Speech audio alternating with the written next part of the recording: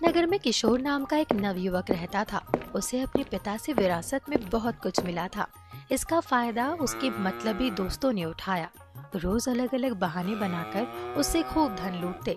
किशोर की माँ उसे खूब समझाती, लेकिन वो अपनी माँ की कोई बात ना सुनता। धीरे धीरे अपने निकम्मे दोस्तों के कारण उसने अपना सारा धन बर्बाद कर दिया। किशोर के पास सारा धन समाप्त होते ही उसके सारे दोस्त ऐसे गायब हुए जैसे गधे के सर से सींग।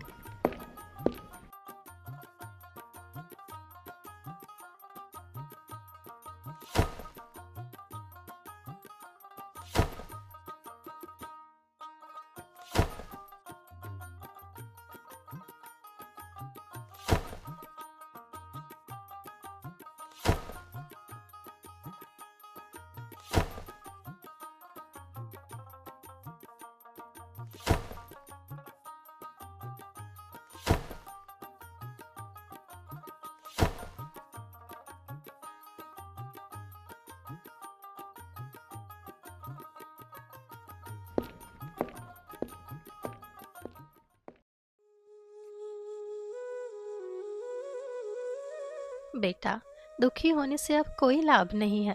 जो होना था वो तो हो चुका। अगर तुमने मेरी बात मानी होती तो आज तुम्हें ये दिन नहीं देखना पड़ता। माँ, मुझे इतना दुख तो धन के समाप्त होने का नहीं है जितना मेरे दोस्तों का मुझे धोखा देने का है। माँ, मुझसे गलती हो चुकी है, किंतु अब मैं क्या करूँ? अभी भी देर नहीं हुई है। तुम चिंता मत करो। मेरे पास कुछ जेवर है। तुम उन्हें बेचकर कुछ काम धंधा शुरू करो।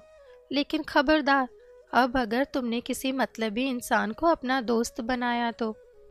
ठीक है माँ, अब जो तुम कहोगी मैं वही करूँगा।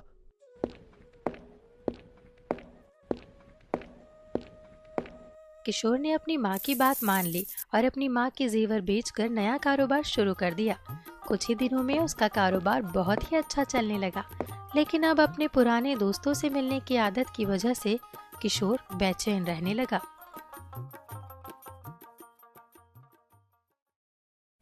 माँ, मैं अपने दोस्तों के बगैर नहीं रह सकता। तुम अगर दोस्तों के बिना नहीं रह सकते तो मेरी एक बात मान लो। तुम रोज एक नए दोस्त के साथ अपना समय गुजार लिया करो। एक बार किसी दोस्त के साथ खाना खाने के बाद तुम ना तो दोबारा उसके साथ कभी खाना खाना और ना ही उसे कभी अपने घर बुलाना। नगर के दोस्तों के साथ तो मैं ऐसा नहीं कर सकता कि उनके साथ कोई मतलब ना रखूं। इसीलिए मैं ऐसा करता हूं कि यहाँ नगर में आने वाले नए मुसाफिरों से ही हर रोज किसी न किसी को अपने घर ले आया करूंगा। उन्हें खाना खिलाकर सुबह विदा कर दूंगा।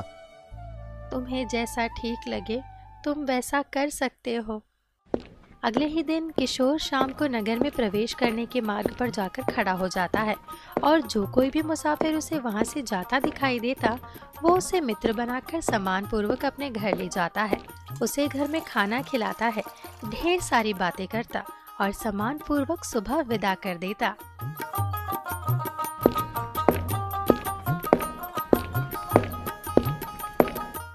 देखा, मैंने कहा था ना कि धीरे धीरे तुम्हारा उन मतलबी दोस्तों से पीछा छूट जाएगा। तुमने ठीक कहा था माँ, मुझे नए नए दोस्त बनाने में बहुत अच्छा लगता है और मेरा मन भी प्रसन्न रहता है। एक दिन किशोर जब किसी नए मुसाफिर के इंतजार में बैठा था तो उसे सामने से एक सौदागर अपने नौकर के साथ आता दिखाई दिया। दरअसल वो सौदागर नगर का राजा था जो नगर का भ्रमण करने के लिए भेष बदलकर महल से निकला था। प्रणाम मित्र, क्या तुम आज मेरे घर चलकर वहीं पर भोजन कर सकते हो? तुम कौन हो और मुझे भोजन का निमंत्रण क्यों दे रहे हो? मित्र, मैं हर शाम नए मुसाफिरों को अपने घर ले जाता हूँ, उन्हें भोजन कराता हूँ और सुबह सम्मान पूर्वक उन्हें विदा कर देता हूँ। इससे मुझे संतुष्टि मिलती है। ठीक है मित्र, तो मैं अवश्य तुम्हारे घर में भोजन करूंगा। किशोर की बात सुनकर राजा उसके घर जाने को तैयार हो जाता है। किशोर की माँ भोजन लगाती है और सभी भोजन करते हैं और किशोर महाराज से ढेर सारी बातें करता है। महाराज किशोर से पूछते हैं, मित्र, ऐसा क्या कारण है कि तुम हर शाम किसी न किसी मुसाफिर को भोजन कराते हो? किशोर ने अपनी धोखेबाज मित्रों की सारी बात राजा को सुनाई। मित्र, ये मैंने अपनी माँ की ही दी हुई नसीहत से शुरू किया है। इससे मुझे बहुत प्रसन्नता मिलती है और मेरा मन बिल्कुल भी दुखी नहीं रहता। मित्र किशोर, जो तुमने हमें ये दावत दी है और अपने घर में आश्रय दिया है, इसके बदले में मैं आपके लिए कुछ करना चाहता हूँ। भगवान ने मुझे सब कुछ दिया है, मुझे किसी चीज की कोई कमी नहीं है, बल्कि मैं तो आपका एहसानमंद हूँ कि आप मेरे घर दावत पर आए। मित्र, माना कि तुम्हारे पास किसी चीज की कोई कमी नहीं है, लेकिन फिर भी अगर तुम्हारे मन में कोई भी इच्छा हो तो तुम मुझे बता सकते हो। मित्र, वैसे तो मुझे कोई परेशानी नहीं है, पर मेरी एक इच्छा है, लेकिन आप उस सिलसिले में कुछ नहीं कर सकते। मित्र किशोर, तुम बताओ तो सही, तुम्हारी क्या इच्छा है?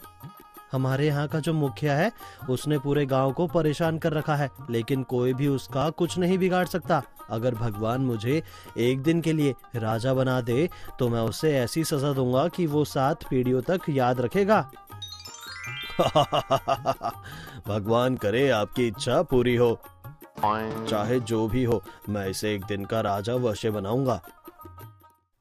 फिर सभी सोने के लिए चले गए। राजा ने अपने नौकर से बेहोशी की दवा मंगाई और किशोर से छुपाकर उसके ग्लास में डाल दी और वापस किशोर के पास आकर कहने लगे, लो भाई किशोर, तुम भी अपना दूध पी लो, फिर सोने के लिए जाओ। किशोर ने वो ग्लास अपने हाथ में लिया और घट घट कर सारा दूध पी लिया। थोड़ी ही देर में किशोर बेहोश हो गया तो महाराज ने अपने नौकर को उसे महल ले जाने का आदेश दिया और स्वयं भी महल पहुंच गए। सभी मेरी बात ध्यान से सुनो। किशोर के कपड़े उतार कर उसे राजा की पोशाक पहना दी जाए और राजा के ही बिस्तर पर लेटा दिया जाए। कल शाम तक किशोर को ही राजा समझकर उसका पूरा सम्मान किया जाए। और मंत्री जी, कल ये व्यक्ति मेरी जगह दरबार में बैठेगा। इसके हुक्म का पालन ऐसे किया जाए जैसे मेरे हुक्म का पालन किया जाता है।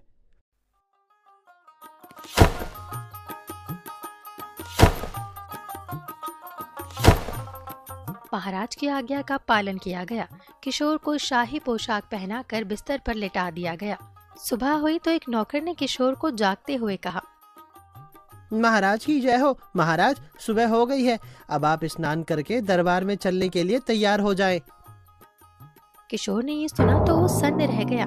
इधर उधर देखकर सोचने लगा, ये मैं कहाँ गया हूँ और ये कौन है जो मुझे जगा रहा है? मैंने ये किस प्रकार के वस्त्र पहने हैं? कहीं मैं स्वप्न तो नहीं देख रहा? हाँ, कल सौदागर से बात करते हुए राजा का जिक्र किया था। लगता है मैं वही स्वप्न देख रहा हूँ।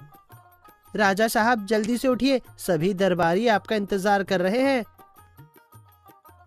क्या भगवान ने मुझे सच में राजा बनवा दिया? किंतु ऐसा कैसे हो सकता है? देखो भाई, तुम्हें कोई गलतफहमी हुई है, मैं कोई राजा वाजा नहीं हूँ। ये कैसे हो सकता है महाराज कि मैं आपका गुलाम आपको भूल जाऊं? लगता है आज आपने कोई बुरा सपना देखा है। किशोर को कुछ भी समझ नहीं आ रहा था कि कल तक वो एक सामान्य व्यक्ति था और आज अचानक राजा कैसे बन गया।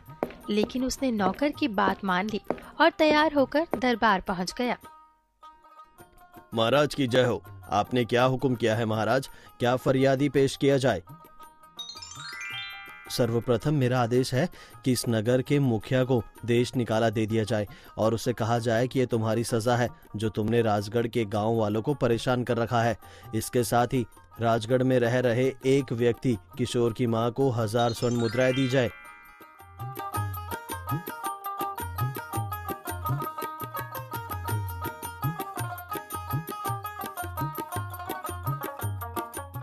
राजा बने किशोर की आज्ञा का पालन हुआ। फिर उसे महल में शाही भोजन करवाया गया और सोने से पहले उसे एक गिलास दूध दिया गया जिसमें बेहोशी की दवा मिली हुई थी, जिसे पीकर किशोर बेहोश हो गया। किशोर को उसके पुराने वस्त्र पहनाकर उसे उसके घर में पहुंचा दिया गया। सुबह होते ही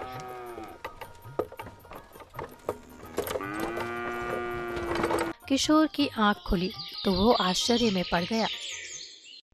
सैनिक, सैनिक, दासियां, सभी कहाँ हो? जल्दी आओ। किशोर जोर जोर से सभी को आवाज देता रहा, लेकिन कोई भी नहीं आया। थोड़ी देर बाद उसकी माँ उसके सामने उपस्थित हुई। क्या हुआ बेटा?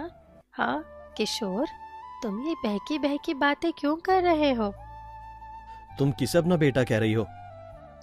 ये क्या, तुम अपनी माँ को नहीं पहचान रहे हो? कौन किशोर? अब तो मैं इस राज्य का राजा हूँ। क्या मेरा बेटा पागल हो चुका है जो ऐसी बहकी बहकी बातें कर रहा है? बेटा किशोर, तुम ऐसी पागलों वाली बातें मत करो। अगर किसी ने सुन लिया तो हमारी शामत आ जाएगी। और तुझे पता भी है, इस राज्य के राजा ने मुसाफिरों को भोजन कराने के लिए हमें इनाम में 1000 स्वर्ण मुद्राएं दी है। माँ, मैं ही तो राजा हूँ। मैंने ही तो आपको 1000 स्वर्ण मुद्राएं देने का आदेश दिया था। बेटा किशोर, अगर तुम्हारी ऐसी अजीब बातें पड़ोसियों ने सुन ली तो वो तुम्हें पागल खाने डलवा देंगे। क्या मैं सच में किशोर हूँ? हाँ बेटा, तू मेरा बेटा किशोर है। किशोर को कुछ भी समझ नहीं आ रहा था और अब वो बहुत परेशान रहने लगा। ना तो कारोबार को देखने जाता और ना ही नए मुसाफिरों को भोजन करवाता। बेटा, मुझे लगता है तुम्हें मुसाफिरों को फिर से भोजन करवाना प्रारंभ कर देना चाहिए। इसी से तुम्हारी समस्या का समाधान होगा और तुम्हारा मन भी शांत रहेगा। तुम ठीक कहती हो माँ। नए मुसाफिरों को अपना मित्र बनाकर अपने दिल की बातें करूंगा तो परेशानियां स्वयं ही समाप्त हो जाएंगी। ये सोचकर किशोर नगर में प्रवेश करने के मार्ग पर खड़े होकर नए मुसाफिरों का इंतजार करने लगा। कुछ देर इंतजार करने के बाद उसे सामने से वही सौदागर जो उस नगर के राजा थे आते हुए दिखाई दिए। लेकिन उन्हें देखकर किशोर ने मुंह फेर लिया तो राजा ने कहा, किशोर, पुरानी बातें भूल जाओ। मैं आज रात भी तुम्हारे घर पर ही बिताना चाहता हूँ। नहीं, मैं आपको अपने घर नहीं ले जा सकता। आपको घर ले जाने के कारण ही मेरे साथ कुछ अजीब घटनाएं होने लगी। मैं जानता हूँ तुम्हारे साथ क्या क्या हुआ। लेकिन आपको कैसे पता कि मेरे साथ क्या हुआ? किशोर, दरअसल मैं ही इस नगर का राजा हूँ। मैं ही भेष बदल कर नगर के भ्रमण पर निकला था तो तुम्हारे घर आया था और मैंने ही तुम्हारे दूध में बेहोशी की दवा मिलाकर तुम्हें अपने महल में पहुंचा दिया था। महाराज ने बाकी सारी कहानी विस्तार पूर्वक किशोर को बताते हुए कहा, क्योंकि तुम एक दिन के राजा बनकर मुखिया को दंड देना चाहते थे, इसीलिए मैंने तुम्हें एक दिन का राजा बनाया था। परंतु सच मानो तो तुम एक बहुत ही सच्चे और ईमानदार इंसान हो, इसीलिए मैं चाहता हूँ कि तुम मेरे महल चलकर नौकरी करो। आपका बहुत बहुत धन्यवाद महाराज। आपने तो मेरी सारी परेशानियां दूर कर दी। महाराज, आप सच में बहुत दयालु हैं। मैं अवश्य ही आपके महल में नौकरी करूंगा। अगले ही दिन से किशोर ने महल में नौकरी करना शुरू कर दिया। अब किशोर और उसकी माँ के दिन बड़े ही सुख से गुजरने लगे।